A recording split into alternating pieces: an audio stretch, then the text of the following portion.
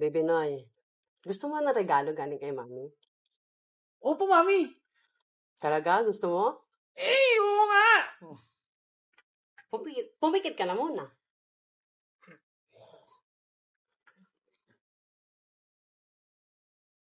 Dilat na. Wow! Bagong cellphone! Thank you, Mami! Malinis kasi yung kwarto mo, kaya binigyan kita ng regalo. Yes! Ma, ako din po ba meron gift? Di ba kabibili ko lang sa'yo noong nakarang taon? Baka pwede pa yun. Pagtsagaan mo na muna. Wow, ang ganda, Mami!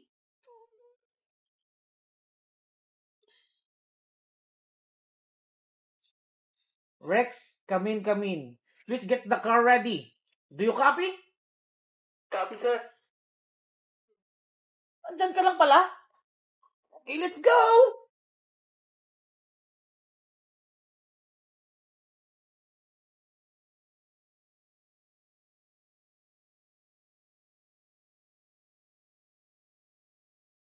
Baby Noy, ang ganda ng bago mong phone ah. Pwede ko ba yung hawakan at paglaruan? Wait lang, baby Ivy. Let's capture this moment muna. Hoy!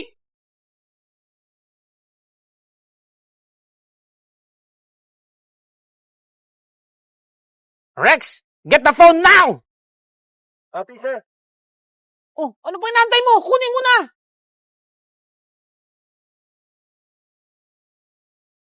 Ano ka ba, ha? Porkit hindi ka binigyan ni Mami na nakawin mo tong cellphone ko? Gusto ko lang naman magkaroon ng cellphone eh. Bakit ba kasi palagi na lang ikaw? Ikaw ang paborito. Bakit pati si Amy, nasa iyo na. Bakit? Kasalanan ko ba? Hindi ko naman kasalanan kung paborito ko ni Mami, ikaw hindi. Kung bakit paragi akong may regalo, ikaw wala. At si Amy sa akin, natural. Hindi hamak na mas pogi naman ako sa'yo. Ganun ba? Isura na ba yung basehan ngayon?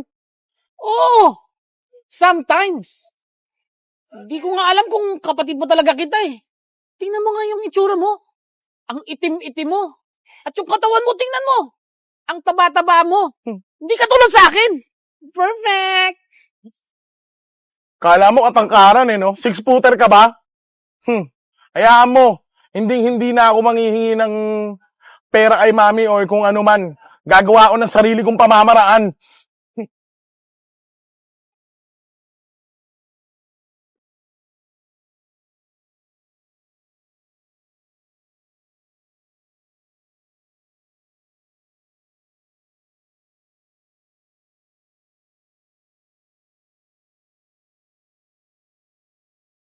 Noy anak, baka pwede dito na lang kayong tumira sa bahay.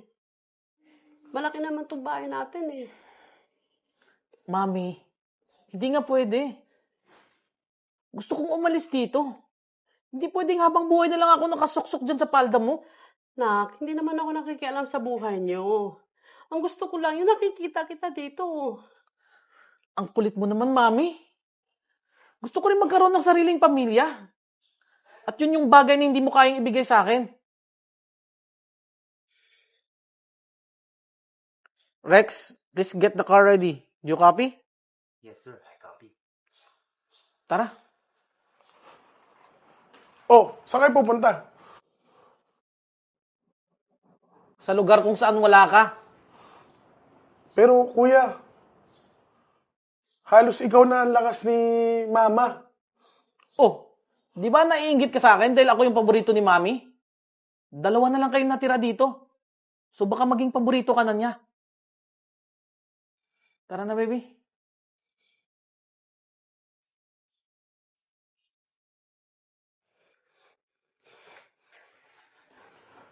Ma, hayaan mo na yun. Baka gusto lang magkaroon ng pamilya ni kuya. Hayaan mo. Ito nga pala yung cellphone. Ito yung cellphone na binili ko sa'yo. Para sa'yo yan, ma. Kontakin mo lang ako, ha. Pagka kailangan mo, ha, tawagan mo lang ako. Nak, sorry. Sa kabila ng lahat ng ginawa ko sa'yo.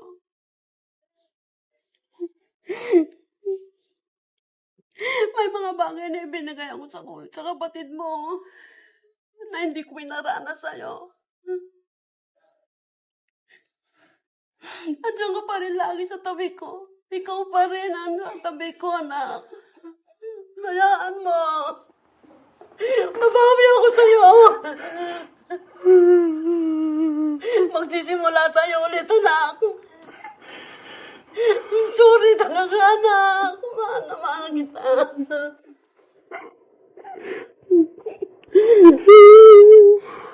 Sorry. Kaya mo, ma. Okay lang sa akin yun.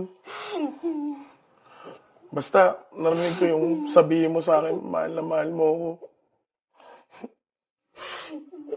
Kaya mo, magsisipag ako para mabigay ko lahat ng gusto mo, ma.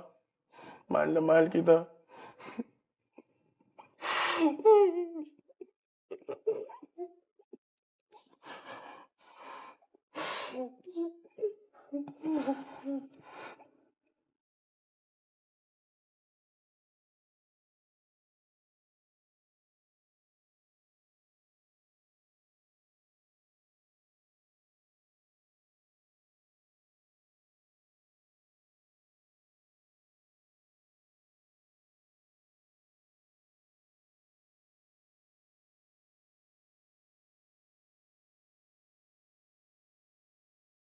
Uy.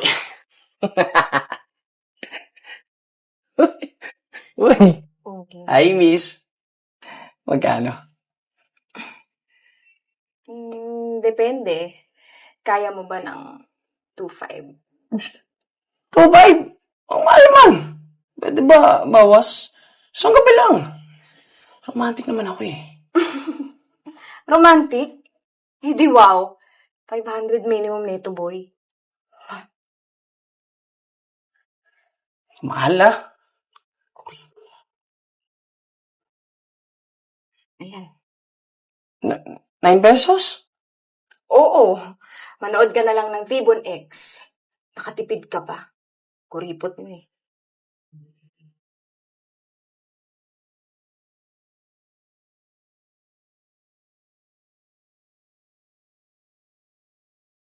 Baby, tara na.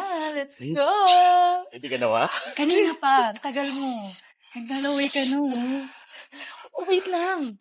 Huwag natin kalimutan yung secret weapon mo. Oo nga. Diba? Sige. Dali Hintayin mo ako, ha? Ang tagal pa niyan.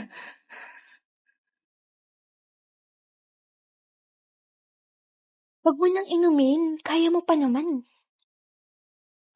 Hindi totoo yan. Inumin mo na para masayahan kayo. Ikaw din. Baby, Tara na. nainom ko na. Okay na? Game na ako. Let's go. Let's go. Robust. Subok na. Effective talaga. Astig to.